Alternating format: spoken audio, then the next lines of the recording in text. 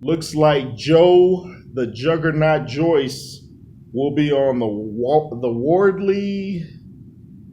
Who's Wardley fighting? Oh yeah, he's fighting Joseph Parker. Looks like they're trying to get Joe Joyce on the undercard of that fight. Joe Joyce will be 40 years old.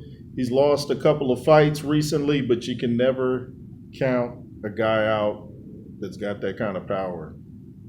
I don't think his chin is what it once was. You can't take too many punches from big heavyweights like that, too many clean shots. It's going to eventually break you down.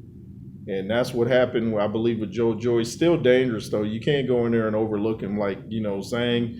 People want to downplay Zhang and all that. But you fight Zhang, you're going to be in for a rough night. No matter what happens, you're going to have a rough night. Same with Joe Joyce. You can't overlook a guy, especially that big. So they're trying to get him on that undercard. I'm interested in seeing if he can kind of repair his career and put some super glue on it and keep it moving in a positive manner. But you just don't want to go in there and keep taking them kind of punches, man. That's what happened to that, what's that dude, Karnowski or whatever? It looked like he had one of them solid chins, and then he just started getting knocked out. Switching over to UFC, one of my favorite fighters was Junior Dos Santos. As I've said many times, he seemed to have a granite chin until them fights with Cain Velasquez.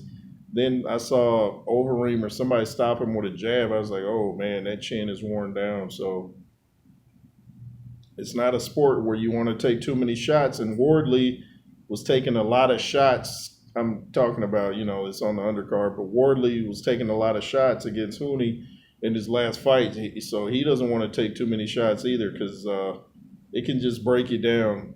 I'm sure some nights they get hit with a hard shot and they're just like, oh no, 12 more rounds of this. You know what? I might just go ahead and fall and get this over with. You don't want to do that, but I'm sure sometimes like they just like, man, I can't take another night like this. So you got to work on your defense, Joe. It's not too late. I know they say you can't teach an old dog new tricks, but you're not a dog and you're not a trick. So work on your defense, man. Move your head, keep your hands up, try to get out of the way of every punch you see coming.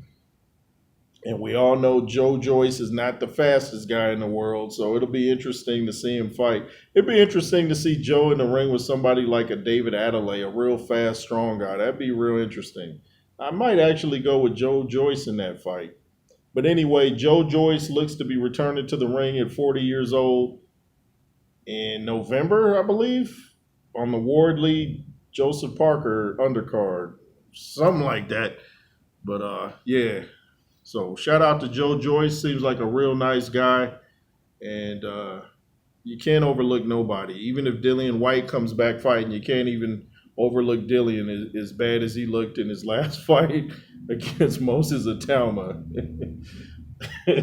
Sorry about that, Dillian. Yeah. Anyway, it's the J. Roos Theory, channel number 2 in WJ. The Instagram, the J. Roos Theory.